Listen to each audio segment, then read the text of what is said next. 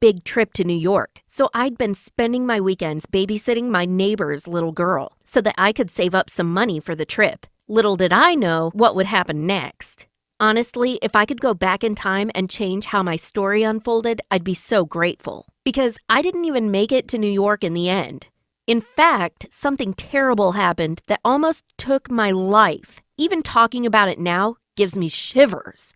It all happened on a night last winter. It was a full moon that night, and I know this might sound a little weird, but I was really into full moon rituals and all kinds of spiritual stuff like that. So I'd packed my crystals and my special moon notebook that my friend had bought for me. My friend Cynthia was a serious hippie, and she said that it was super important to write down all the negative things in your life on the full moon, and then after you wrote them down, you had to burn them. I decided that tonight would be the night that I would try this crazy ritual. I was sick of being the only girl in my group of friends without a boyfriend, and I was tired of my mom constantly nagging me to do better in school. This way, I could write these things down, burn them, and fingers crossed, I'd miraculously gain a boyfriend and a stress-free life at home. A girl can dream, right? My neighbors, whose daughter I was babysitting, were big into candles and stuff. I called Cynthia to make sure that I had all the right stuff ready for the ritual, and then I put Haley to bed. I was a little distracted at the thought of what I was about to do, so I told her she could play with her dolls in bed until she felt sleepy. I rushed downstairs and lit the biggest candle I could find. Then I set out writing my list of negative things to burn. They had this cool window seat, so I decided to sit there and carry out the ritual. That way I could see the moon and maybe it'd bring me more luck. I put the candle next to me, and as I was about to burn my list, I heard a creaking sound. I got such a fright that I actually jumped off the window seat. And then I smelled burning. Oh no!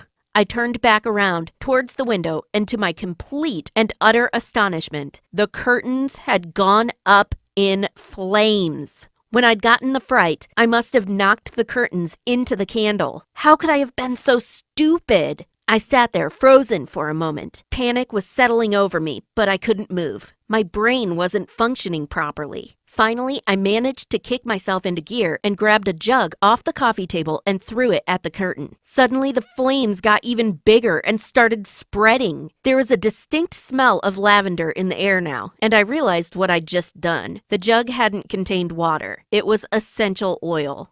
I was just making it worse. That's when I started freaking out and throwing water at the curtains. But it was too late. The flames were huge. They were already starting to lick at the ceiling. I grabbed my phone and dialed 911. The fire engines would be here in 10 minutes, they said. By then, the whole house would be up in flames. And then I remembered Haley. Her room was directly above the fire. I had to get to her. There was already so much smoke, and I was so scared that I burst out of the front door and started crying hysterically. At that moment, the fire engines arrived, and 3 firefighters ran towards me. I was sick with fear, and I couldn't stop coughing. What if Haley was... No, I couldn't even think it. I somehow managed to tell the firefighters that Haley was upstairs, and the 2 of them ran up while the others set about putting the fire out. Luckily, they stopped the fire, but they couldn't find Haley anywhere.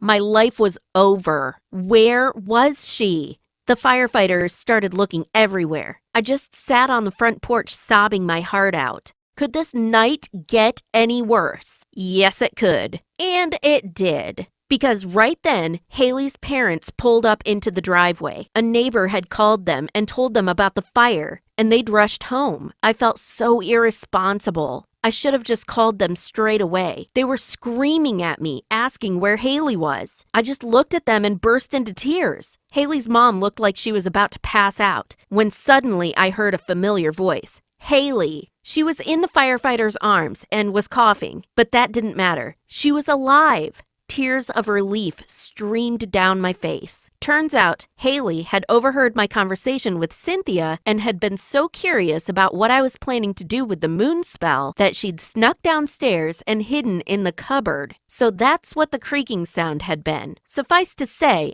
I never got asked to babysit again, and my parents punished me by not letting me go on the New York trip. I'm just relieved that Haley had been in the cupboard, because things could have turned out much worse if she hadn't been so curious. Accidents like this do happen, and the best thing you can do is to try and be as responsible as possible. Fire is not a joke, and you need to be careful if you're using candles. Have you ever had an accident like this before? It's so scary, right? Please share your stories with us in the comments section.